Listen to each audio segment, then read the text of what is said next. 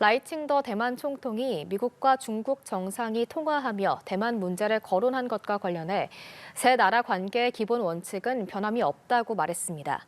라이 총통은 어제 현지 언론과의 인터뷰에서 항상 미중 간 상호작용을 주시했고 대만과 미국 사이 소통 채널이 구축돼 있다며 이같이 밝혔습니다.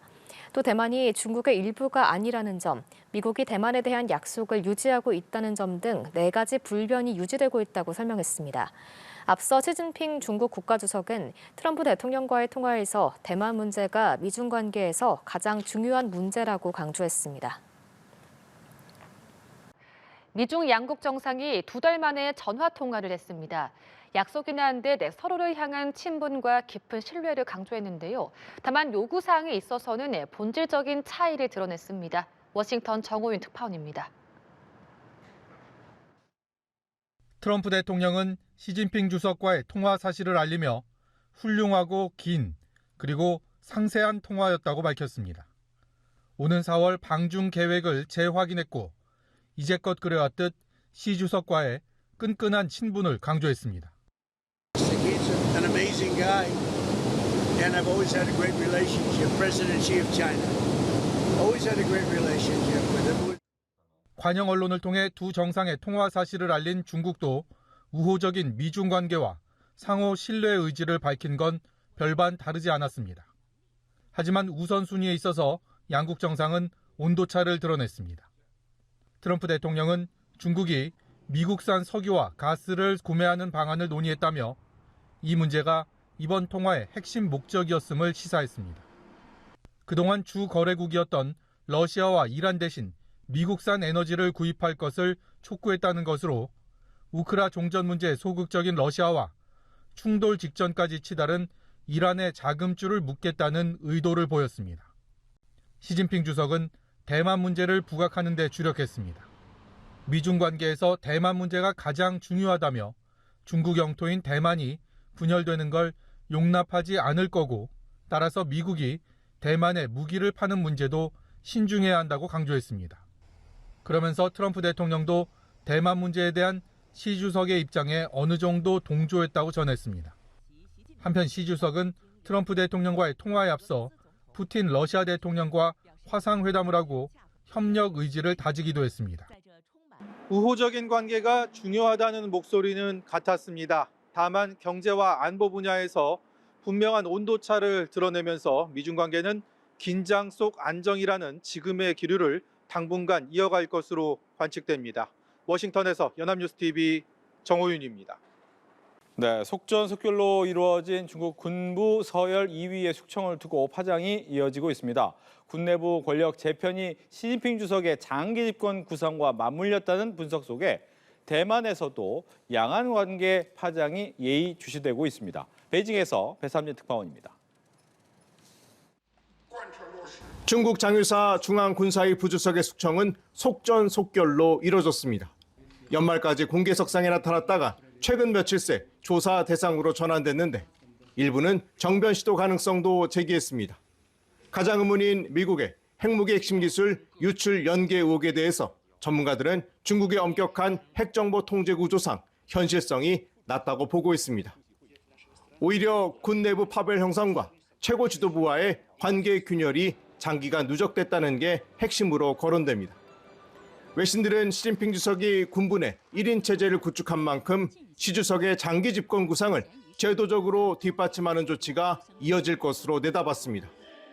실제로 다음 달 1일 시행될 군대 당조직 선거 규정은 인사와 조직 운영의 최종 통제권을 당에 확실히 묶어두겠다는 신호입니다. 总体来说的话，这是一个蛮重要的一个方向的信息。习近平当政以后，就是彻底的习近平的这个他的确立唯一的领导核心的概念。 대만은 이번 사태로 중국군 내부 공백이 커졌다는 점을 예의주시하고 있습니다. 대규모 군사행동에는 신중해질 수 있지만 내부 충성 경쟁이 격화될 경우 양안 긴장이 높아질 수 있다는 겁니다.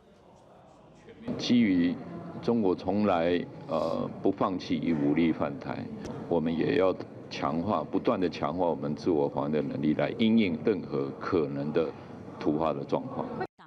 앞으로 중국군 최고위층이 어떻게 구성될지도 관심입니다. 당군을 장악한 시진핑 주석이 내년 당대회를 앞두고 올 한 해를 군 권력 재편을 마무리하는 시간표로 활용할지 여부가 중국 권력 지형의 향방을 엿볼 수 있는 지표가 될 전망입니다. 베이징의 산업뉴스TV 배삼진입니다. 미국이 베네수엘라 마두로 대통령 축출을 계기로 중남미에서 패권을 강화하고 있습니다. 중국의 이른바 1대1로 참여국을 겨냥하고 있다는 분석인데 중국은 일본의 히토류 수출을 통제하는 등 미국 동맹국을 상대로 압박을 강화하고 있습니다. 베이징에서 배삼진 특파원입니다. 미국 재무부는 베네수엘라 원유 거래에 관여한 중화권 기업 4곳과 유조선 4척을 특별 제재 대상 SDN으로 지정했습니다.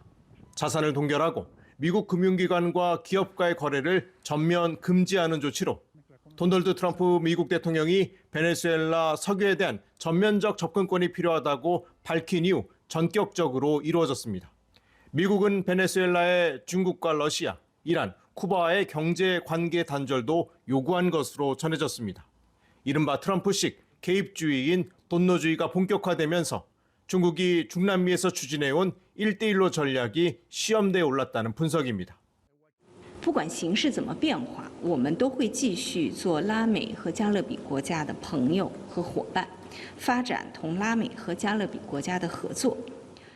홍콩 사우스차이나 모닝포스트는 하지만 중국이 군사 경제적으로 강한 추가 행동에 나서기 어려울 것이라고 분석했습니다. 대신 중국은 일본을 상대로 강도 높은 제재 카드를 꺼냈습니다. 히토류와 반도체 소재 등 일본의 취약한 공급망을 직접 겨냥해 미국을 압박할 본보기로 삼았다는 분석입니다. 미국의 압박이 이어질 경우 중국이 대만과 호주, EU 등 다른 미국 동맹이나 우방으로 압박 대상을 넓힐 가능성도 거론됩니다.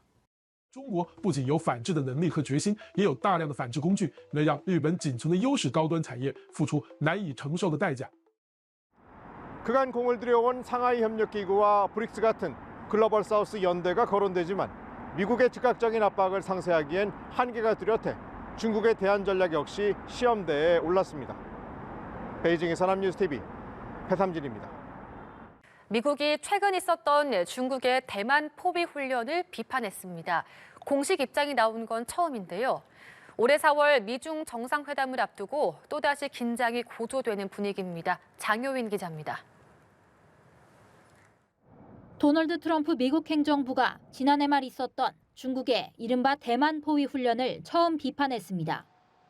훈련이 종료된 이후 낸 뒷북 성명입니다. 국무부는 대만을 향한 군사적 압박을 중단하라며 중국의 군사활동으로 불필요한 긴장이 고조된다고 지적했습니다. 이어 미국은 대만 해협 전반의 평화와 안정을 지지하며 무력이나 강압 등에 의한 일방적 현상 변경에 반대한다고 강조했습니다. 최근 중국은 사흘간 대만을 포위한 채 육해 공군과 로켓군 병력을 동원한 실사격 훈련 등을 했습니다.